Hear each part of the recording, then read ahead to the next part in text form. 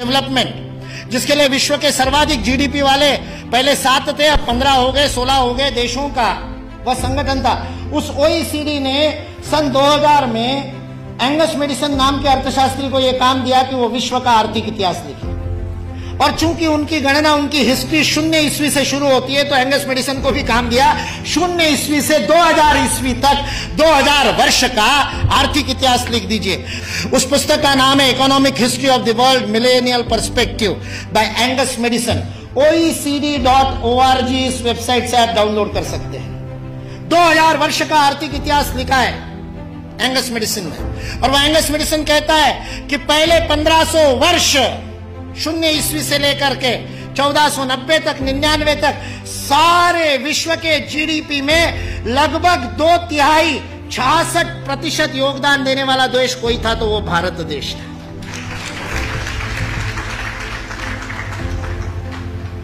मैं सोच रहा था, इतिहास का मैं विद्यार्थी हूं, आपके जैसा इतना अध्ययन तो नहीं किया, लेकिन मैं सोच रहा था ये 1500 से क्या संबंध है। तो पता चला वास्को दी गामा 1498 में आया था। और मतलब उसने भारत को खोजा, ऐसा हम लोग भी लिखते हैं, तो उससे पहले कोई गुम हो गया होगा। जो गुम हुआ भारत था वो विश्व के 2/3 जीडीपी को प्रोड्यूस करने वाला, और केवल प्रोड्यूस करने वाला नहीं, विश्व को समृद्धि का अवदान देने वाला, वितरण करने वाला। विल ड्यूरांड अमेरिकन इतिहासकार है, 11 खंडों में उसने लिखी है हिस्ट्री ऑफ सिविलाइजेशन। वह विल ड्यूरांड लिखता है सारे विश्व को संपदा का वितरण करने वाला कोई देश होगा तो वह देश भारत देश है। वितरण शब्द प्रयोग किया है, लेन देन नहीं, वितरण करने वाला देश। सारे दुनिया में हमारे व्यापारी जाते थे।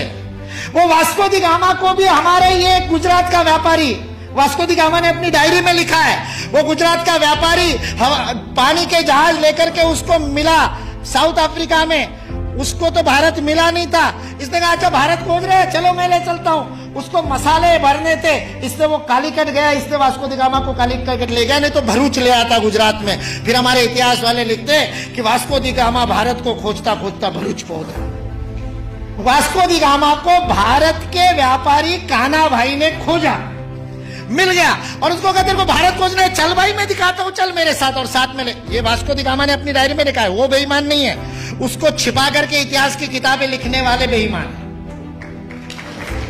वास्को दी गामा की डायरी का उद्धरण दिए बिना हमारे को गलत इतिहास पढ़ाने वाले बेईमान है। वास्को दी गामा ने तो ईमानदारी से लिखा है, उसने ये भी लिखा है कि उस कान्हा भाई के जहाज मेरे जहाजों से कई गुना अधिक प्रगत थे। 40 खेने वाले लगाने के बाद भी मेरे जहाज को उतनी गति नहीं थी, जो उससे 3 गुना बड़े 3 मंजिल वाला जिसके ऊपर डेक था, ऐसे जहाज को केवल 16 नाविक खेते थे। ऐसा कान्हा भाई का जहाज था।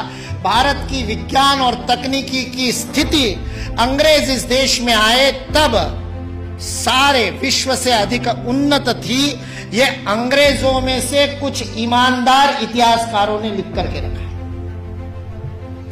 इसलिए जो इस गलतफहमी में है कि अंग्रेज इस देश में नहीं आते तो भारत में तो कोई विज्ञान ही नहीं होता, वो इस बात को समझ ले कि अंग्रेज इस देश में नहीं आते तो केवल भारत का ही नहीं, विश्व का विज्ञान आज है उससे अधिक प्रगत हो।